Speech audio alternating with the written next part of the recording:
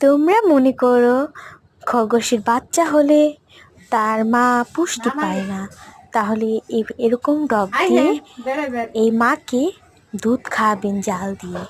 এই মার দুধটা সেই বাচ্চা পাবে, এরকম করে খাবেন, বুঝেছেন? খরগোশ এরকম করে যত্ন করতে হবে, তাহলে সে না মা খরগোশ পুষ্টি পাবে, তাহলে তো পুষ্টি পাবে না। তোমরা এভাবে করে দুধটা খাওয়াবে। দেখছো কিভাবে খাচ্ছে খরগোশ দুধ, সুন্দর করে খাবে এভাবে। শোনা, দুধ খাও নাও, তেনাতে পেঁচিয়ে ওকে ধরে রাখবেন, তারপর খাবেন। এই মা খরগোশ কিন্তু বাচ্চা দিতে গেলে অনেক মেরা হয়ে যায়, সেক্ষেত্রে তোমাদের ভালো খাবার খাওয়াতে হবে, ঘাস আর অনেক কিছু খাওয়াতে হবে। দেখেছো, পরের বার আমরা খাচ্ছি ওকে দুধ, দেখতেই পাচ্ছ দুধ খাচ্ছি। একটার উপর একটা খাইতেছি।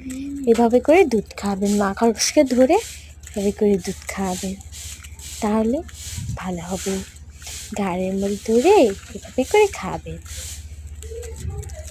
আর যদি খাওয়াতে না পারেন, বাচ্চাদেরও একটা ছোট ডব ডাক্তার দোকানে পাওয়া যায়, সেগুলা দিয়ে বাচ্চাদের খাওয়াবেন দুধ, তাহলেই হবে। যদি পারেন তাহলে এইভাবে করে মা খরগোশকে ঘাড়ে ধরে মার খরগোশের বুকে দুধ খাবেন, তাহলেই হবে। দেখতে পাচ্ছেন কিভাবে খাচ্ছে, অনেক খিদে লেগে। সর্বোচ্চ 2 ঘন্টা পর পর বাচ্চাদের দুধ খাবেন। 2 ঘন্টা পর পর খাওয়ালে, আর যদি 5 ঘন্টা পর পর খান তাহলে কিন্তু অনেক সমস্যা হয়ে যাবে।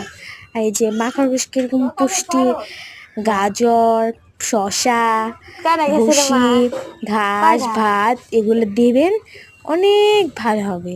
মা খরগোশ অনেক আমাদের রানী এখানে বসে বসে খাচ্ছে না, দেখতে পাচ্ছেন ভাত দিয়েছি কত সুন্দর করে মেখে, অনেক কিছু দিয়ে ওকে খেতে।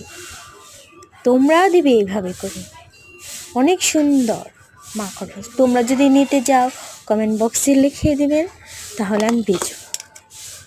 যদি নিতে চাও, টাটা গাইস। আমাদের এই